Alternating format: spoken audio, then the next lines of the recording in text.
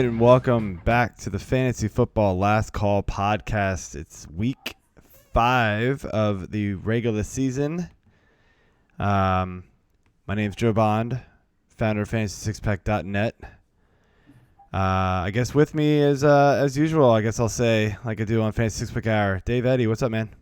Hey, what's up, Joe? Shit's getting old, huh? Yeah, man, I'm trying to get rid of you. No, just kidding. I know.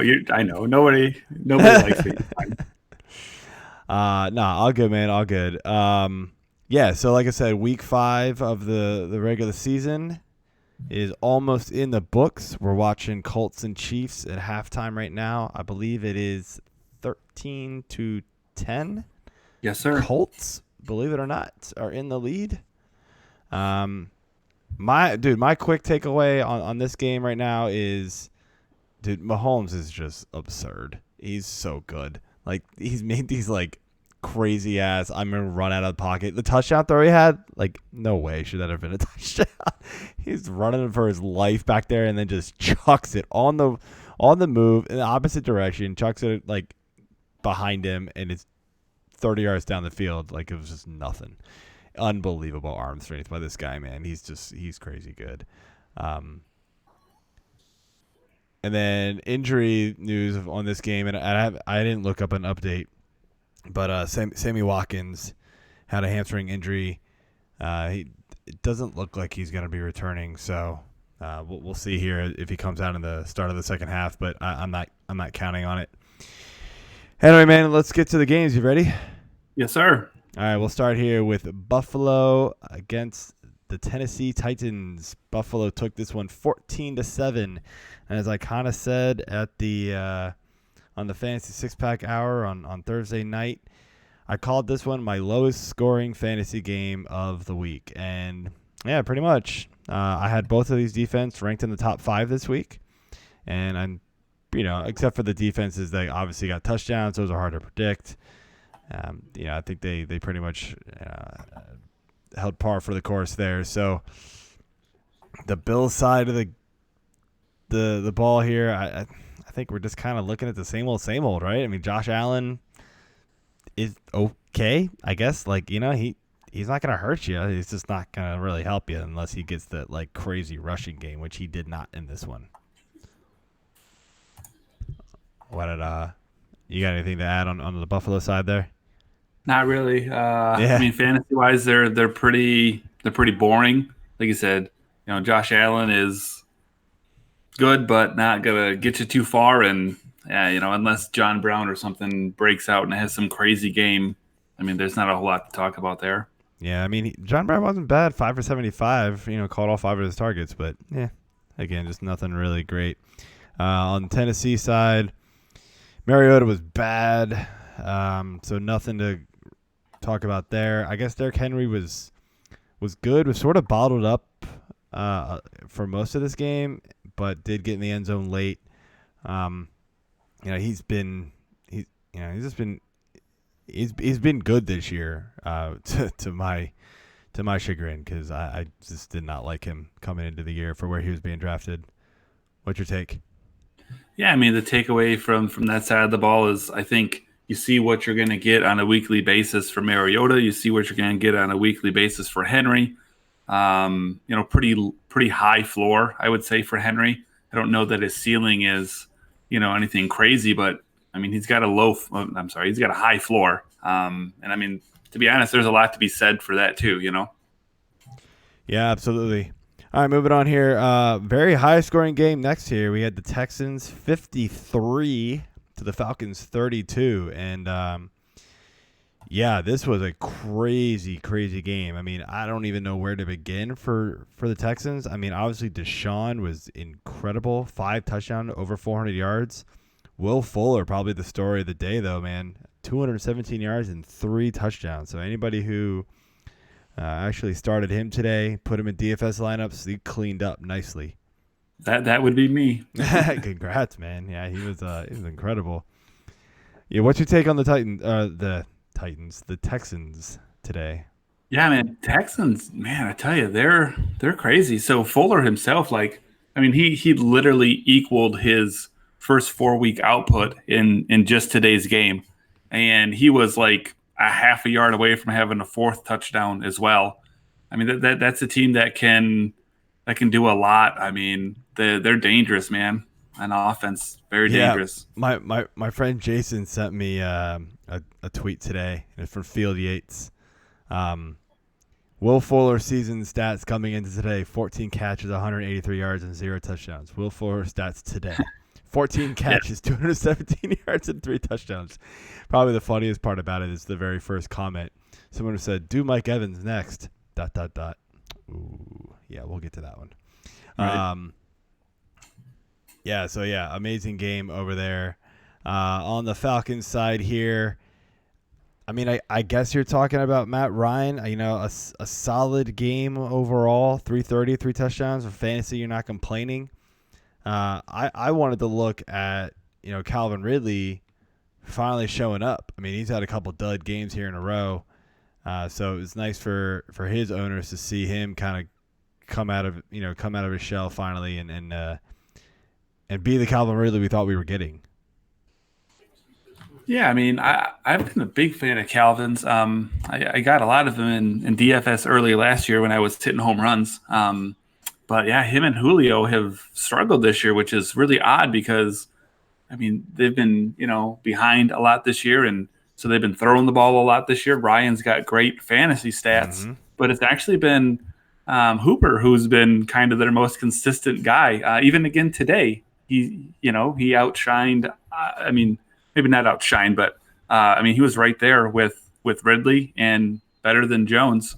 Yeah, Hooper and Sanu actually, which is crazy. And Sanu again got in the end zone today, so it's weird. You're not sitting Jones, and I'm not sitting Ridley yet at this point either. But I think this is just going to be what this offense is, where they're just going to pass a ton, but it's going to be spread around a lot. And so it's going to be any given week as to who goes off. Yeah, but they're not running the ball, so you can throw that out the window, I think. Yeah, clearly. So Redskins Patriots next. Patriots took this one 33-7. This was actually a fairly close game early, even in the first half, but it quickly went in the other direction as I fully expected. Probably the biggest guy to look at here on Patriots side is Julian Edelman. Caught 8 for 110 and a touchdown. I mean, just business as usual. I mean, there was a lot of players on the Patriots that you could have started and felt pretty good about. But what's your take here? Yeah, I mean, I feel the same as I always do. Minus Brady, I just don't trust anyone on an individual week-by-week basis. If I'm talking about like a regular, fantasy football team, then yeah, I'm happy to have Edelman. I'm happy to have Gordon. I'll take Michelle. But for DFS purposes, I pretty much refuse to touch anyone but Brady. And that makes it hard because if I did ever decide to go Brady, I'm going to have to stack him with someone. And that just scares the hell out of me. Yeah, I think Edelman is the one guy you can trust, especially in PPR week in and week out. After that, I'm with you, though. Like, it is really hard. I've got James White in a couple places, and I really don't start him a lot because you just never know. And he's going to blow up for 1 week, and then the next week he's going to give you like 3 catches for 10 yards. What are you doing with that? Yeah, as soon as you stack Edelman with Brady, then that's when Gordon gets 15 catches for 250 yards and 3 touchdowns. I mean, Edelman's always getting whatever they want, man. Especially, at least in PPR, Edelman always gets his. He's got a very safe floor. I'll give you that. Yeah, he's the safest of the group. Yeah, on the Redskins side here, Moving on. Nothing. Moving on. Terry F1 McLaurin, I guess, he's back, right? Hooray. So there's that.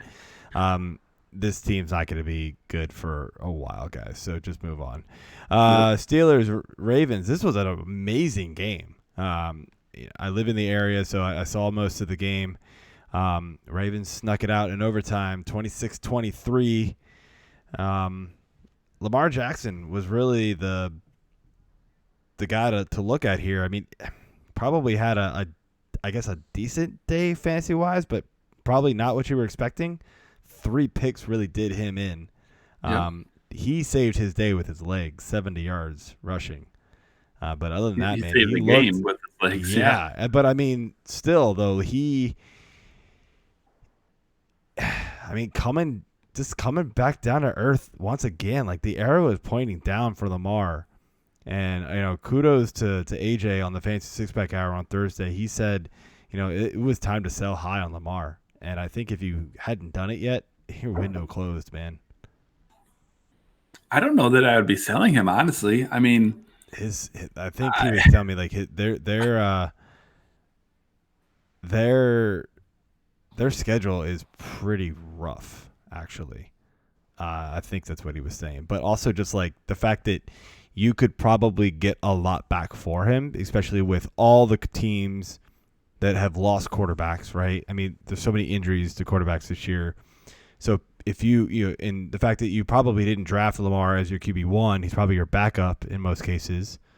And then, especially after the first few weeks, he was still like QB1, QB2 on the year because of those first amazing weeks he had. So I kind of agree with him.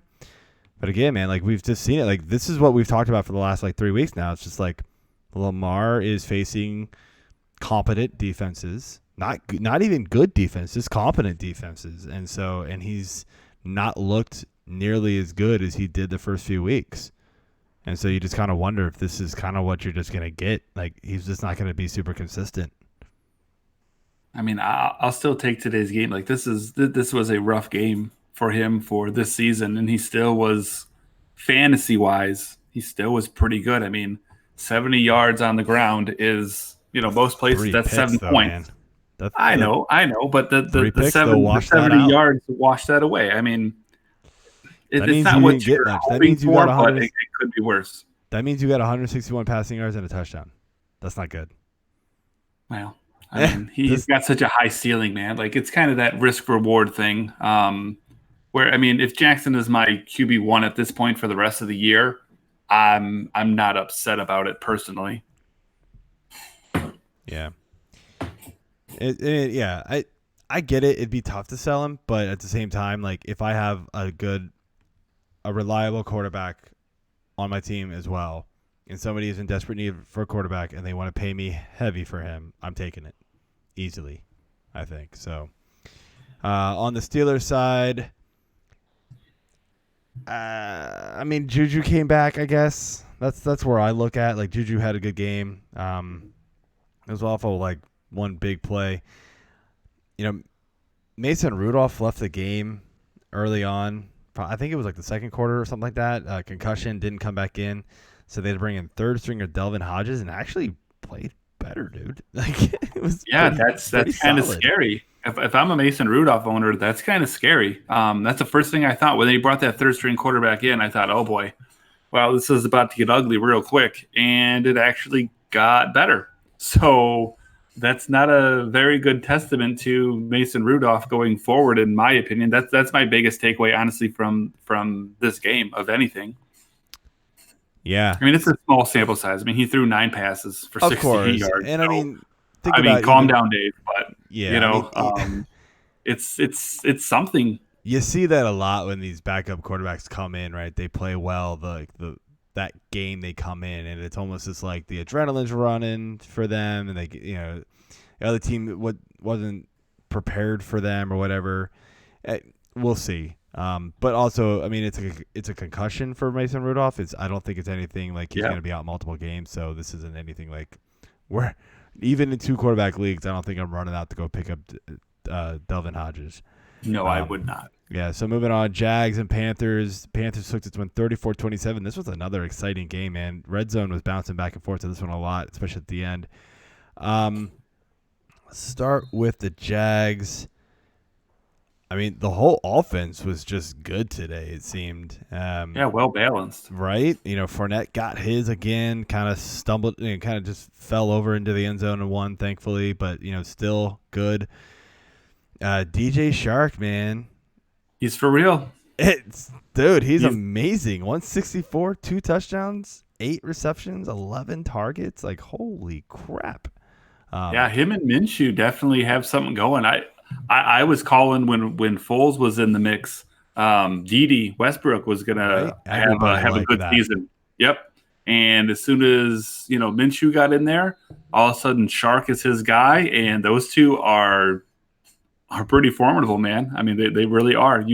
I would have laughed saying that sarcastically like 3 weeks ago, but I'm dead serious right now. Yeah, no doubt. On the Carolina side, we got Christian McCaffrey. We got more Christian McCaffrey. We got more Christian McCaffrey. That's all there is. Like that dude is insane. Insane. He had to sit late in the game because of cramps, because they just used him a ton. And he had over 200 yards from scrimmage, 3 touchdowns. Dude was just carrying this team on his back. I mean, it's just incredible what he can do. I mean, I don't know if you can add anything to that. There's not much analysis there, but I think there's not much to give, right? I mean, I think everybody knows at this point he's just a beast. Yeah, especially whenever teams are literally going out there to say, okay, we cannot let McCaffrey beat us. And he runs for almost 200 yards and catches 6 balls for 60 yards and a touchdown, and they're selling out to stop him, and they still can't do it. Yeah, it's nuts, man. Moving on, Jets and Eagles. Ugly. Eagles versus a backup football squad. I have no idea what the hell happened today. That was embarrassing. 31-6. I guess I'll start with the fact that at least Le'Veon Bell owners who play in the PPR league got 7 receptions. Because, yeah, that's pretty much it. No, the Jets side of the ball is just, until Darnold comes back, it's not even worth watching. He was close. He was close this week. What's the rush, man? I mean, they're 0-4. If he comes back, I mean, I don't see what the difference is. So, no, I mean, I'm in no rush. I'm in no rush to bring him back. But what's really weird though is, Luke Falk is, terrible. I mean, he's terrible, but. I mean, you talk about setting a kid up for failure. They were giving Darno all of the practice, all the snaps in practice for the first team all week long, and then they start Falk. So I don't know if they're just tanking or what they're doing, but I think they thought Darnold was going to be ready. I guess so, but I mean, like I said, man, if you own Darno, I would be nervous because there is no reason to rush him back. I don't think anybody is using Sam Darnold unless you're in a 2 QB league. I'm talking just for like Bell's value, and I still like Jamison Crowder when Darnold's in that lineup. Yeah, he changes that. It's going to be boom or bust, but Crowder is going to be a usable flex option, I think. I mean, just judging from week 1, right? 14 catches, you're not getting that, but come on. Yeah. So. On the Eagles side of the ball, nothing sexy on offense, honestly.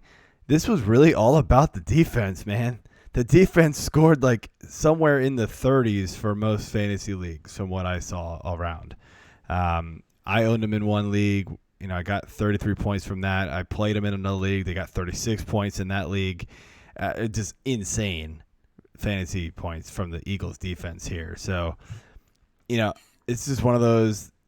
The Eagles offense kind of took the foot off the gas pretty early. They just kind of, managed the clock. So you're not looking at anything crazy here. But I mean, I guess the one question I'd ask you is, the Eagles D is bad, right? We're not looking at this game going like, oh, well, maybe the Eagles defense is good now. No, I think it's a product of their environment. Exactly. Facing a kid who was taking snaps with the backup offense and, going out there against an NFL defense. And, yep.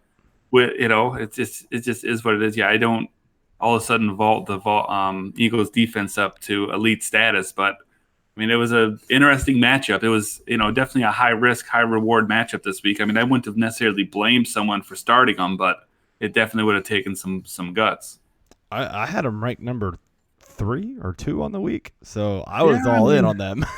I mean, like I said, it takes guts, but I mean, defenses are absolutely matchup dependent. So of course, I mean, anyone against the Jets until Darno comes back is a reasonable play. Same thing with the Redskins. If Jets, right? Yeah, if you're streaming defenses, go ahead and any one of those 3 is fine. Yep.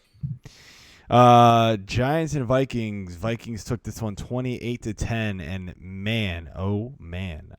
So we'll start with Cook, but I got a couple things to mention here.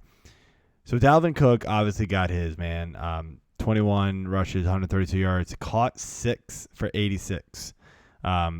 Just great game by him all around. Not surprised at all.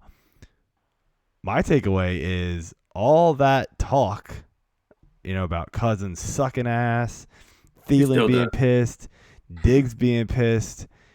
They came out firing early. I wrote a tweet earlier today, like, he's thrown the ball in the first half, and I should have pulled this up beforehand, but it was like Cousins threw the ball he already has more passing attempts than week 1 and more yards than 2 of his 4 games this season. There's over 7 minutes left in the second quarter. So, like, they came out and they were just like, you're passing the ball and you're going to make our players happy, and then just game over. Like, it didn't matter. It's funny, though, I guess because they were up so big, they pulled, they stopped passing again. So he only finished with 27 attempts. Right. But still a solid day from Cousins, 306 and 2. Thielen got a great game. Diggs was non-existent, though. So we'll see what happens with that one. He's the one who was asking, not publicly asking for trade, but he did not deny that there were trade that he was asking for it. So we'll see what happens there. What's your quick take on this Vikings offense, or what Vikings team, whatever? Fantasy-wise, I think this is close to their ceiling.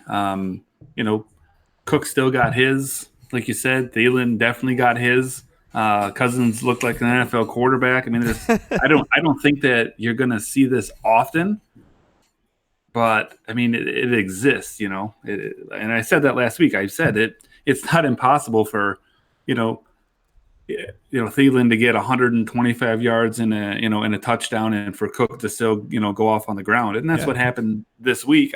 I still don't expect to consistently see it. Yeah. On the Giants side of the ball, Daniel Jones is starting to get picked on. You can tell. NFL defenses are figuring him out. Not a whole lot to like here on this side. Gallman got knocked out early, so that really slowed them down. Yeah. I guess Ingram 6 for 42, Shepard's 5 for 49, but they caught half their targets, so not great. Now that Vikings defense is for real, so yeah. It is what it is. I don't think that too many people would disagree. At least I wouldn't, that Jones was a little bit above his head there right out of the gate, and I think this is a little bit more what you would expect from him. He's still a rookie, for God's sakes, and he hasn't been starting from day one, though close to it.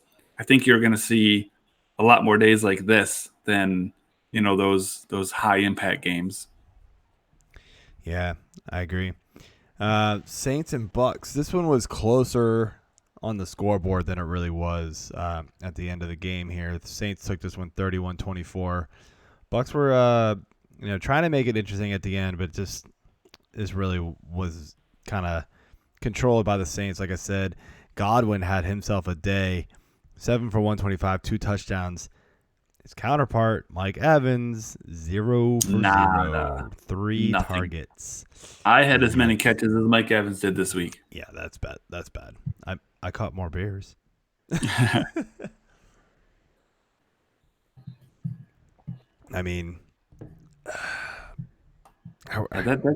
a frustrating offense, honestly, because no matter which way you go with it, I don't trust either one of those running backs because they literally split right down the middle. Yeah, one game it looks like Ronald Jones is the guy, and he looks way better. And then the next game, they're just like, oh, nope, we also want to give Peyton Barber the ball. No, that's frustrating. And yep, but same thing with the receivers too.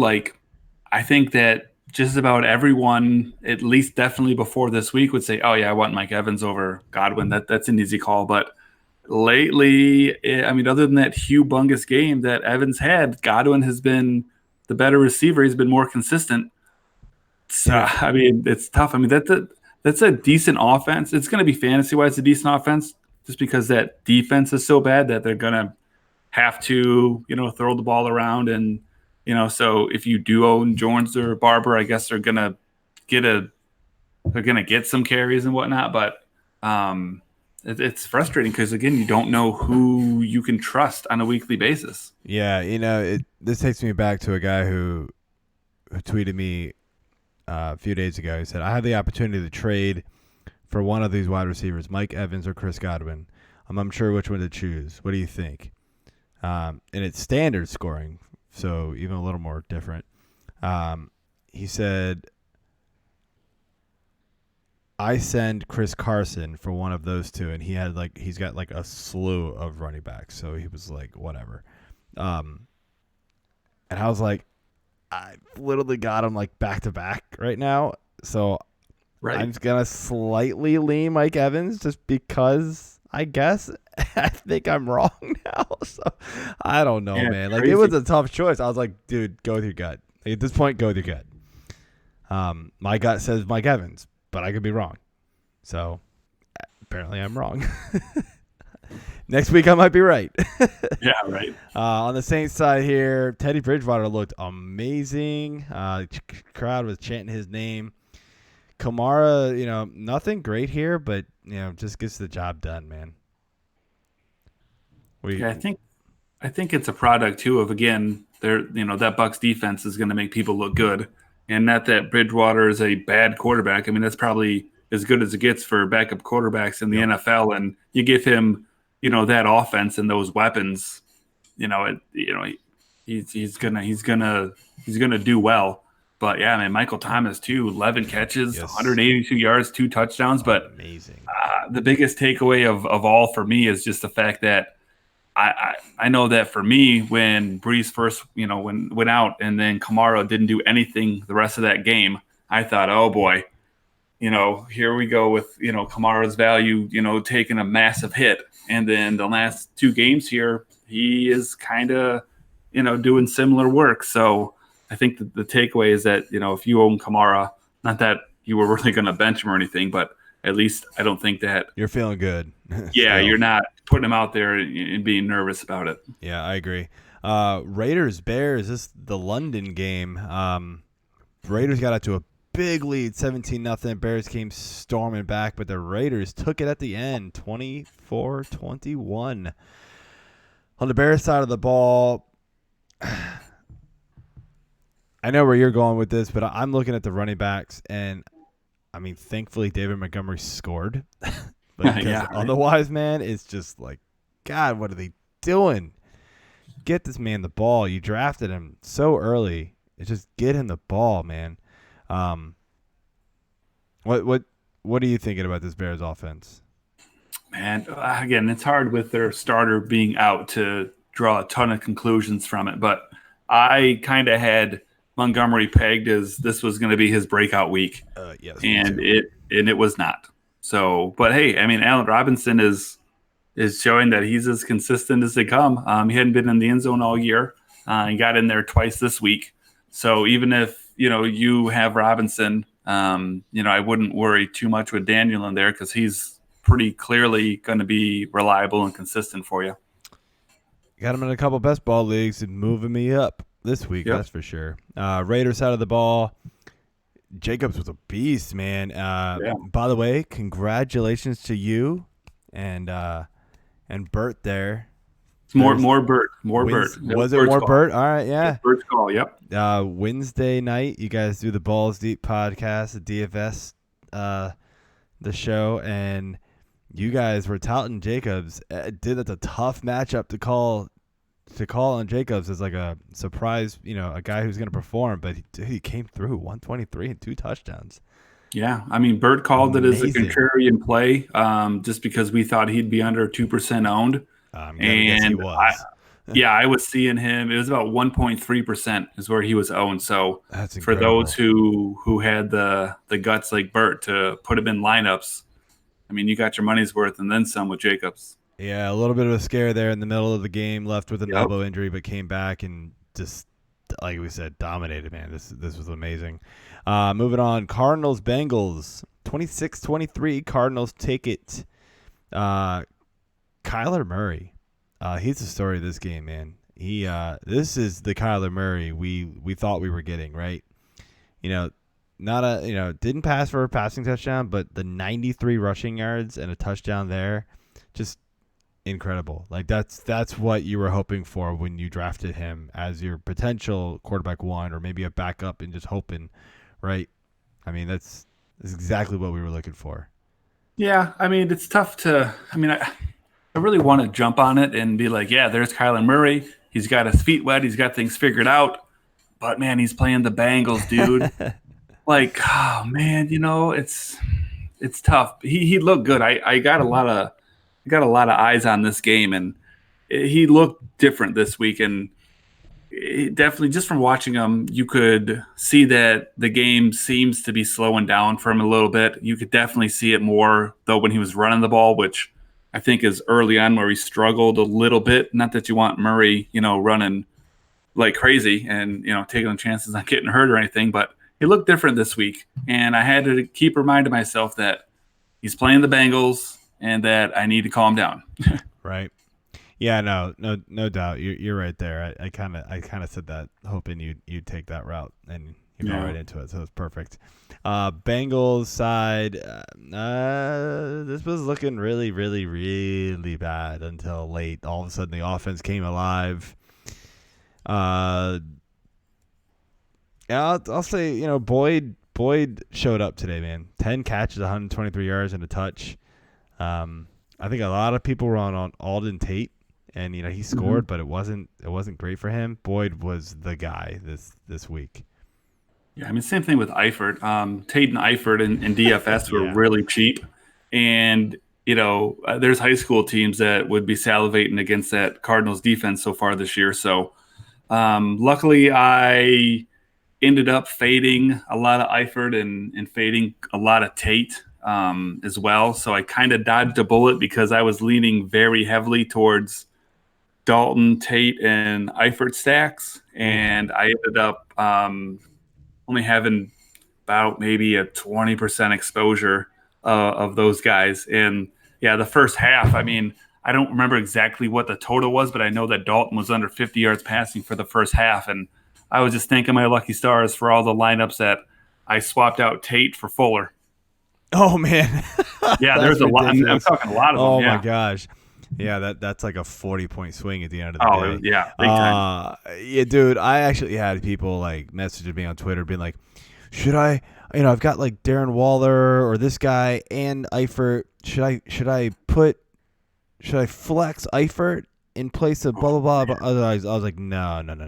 Like, look, I get it. We're all trying to pick on the Carolina or the Cardinals, whoever plays the Cardinals as a tight end.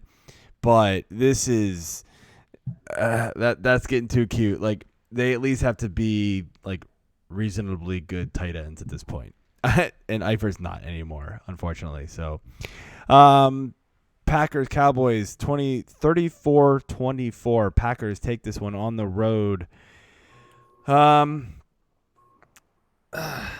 This one got weird, man. Like, Rodgers again. We've said it. Like, is Rodgers really just kind of an average fantasy quarterback now? And again, it's happened again. I don't know what the trend continues. So this was the Aaron Jones show, though, man. 4 touchdowns and just a monster this game. What's your take?